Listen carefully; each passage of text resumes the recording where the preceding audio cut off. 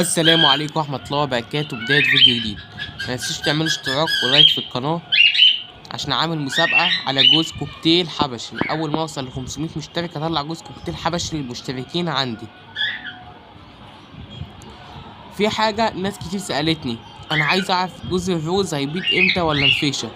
العلامة اللي انتوا شايفينها قدامكم دي إن العصافير تجيب قش أو ريش أو قشر اللب اللي بتقزقزه تحطه في ظهرها، دي علامة 100% القص بتاعك هيبيض.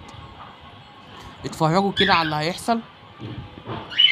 لو جوز العصافير اللي عندك عمل بالظبط اللي انت شايفه ده، يبقى كده العصافير بتاعتك هتبيض 100%. بص، هي بتحاول تاخدها، دي النتاية دي خلاص قدامها يومين 3 وهتبيض. بدأت تلم القش أو الرز أو قشر اللب وتاخده تحطه في ظهرها. بصوا كده، اتفرجوا، سبحان الله. خلي بالك، بتاخد قشر اللب كله وتجمعه في ظهرها وتخش جوه تحطه.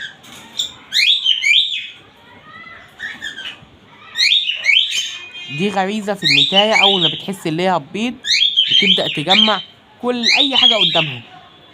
يعني أنت لو حطيت لها حتة سلكة، حتة أي حاجة هتاخدها وتحطها في ظهرها وتخش تجمع بيها جوه. حتى هما واكلين الخشبة بتاعت الأكالة وحاطينها جوه في العش.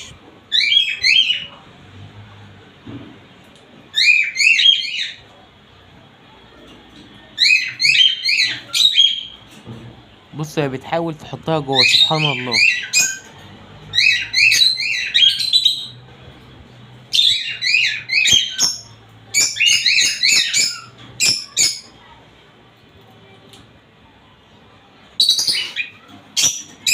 طبعا في ناس كتير سألتني عن حوار المطار بتاع الزبرة ده. انا عايزكم تقولوا لي، انا كده المطار ده هعمله مطار فوقيه مطار تاني، هعمل مطار طويل. فعايز اعرف هعملها زي نظام دورين.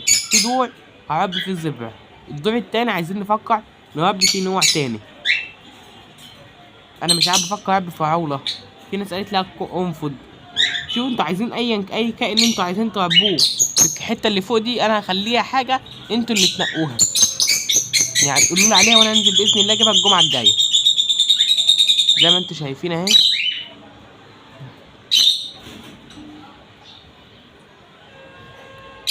طبعا هي خايفه تحطها في ظهرها هتيجي تطير وتقع، فهي ماسكاها او بقى.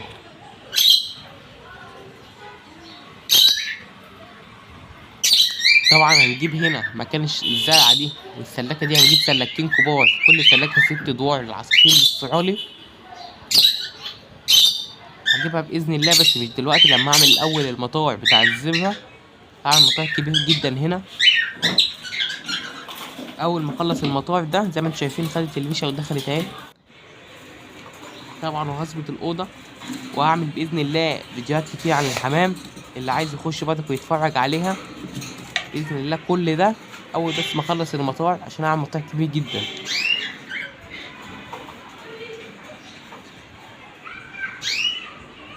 طبعا هي كده دخلت وخدت الحاجه الريشه ودخلتها. ده المكان اللي نعمل فيه المطار، من اول كده العمود لحد الحيطه لحد الشباك لحد فوقش لحد الماسوره البيضاء اللي فوق دي كلها هيبقى المطار. ولي افكار جديده ممكن اعملها لان انا محتار، او شكل المطار لان انا حتى محتار في شكله، وايه الحاجه الديزاين اللي انا ممكن اعمله في المطار. دي عصافير كنافي، ناس كتير سالتني عليها اشتغلت ولا لسه. هما لسه بيحضروا العيش. متنسوش تعملوا اشتراك ولايك. يا رب يكون الفيديو عجبكم. سلام.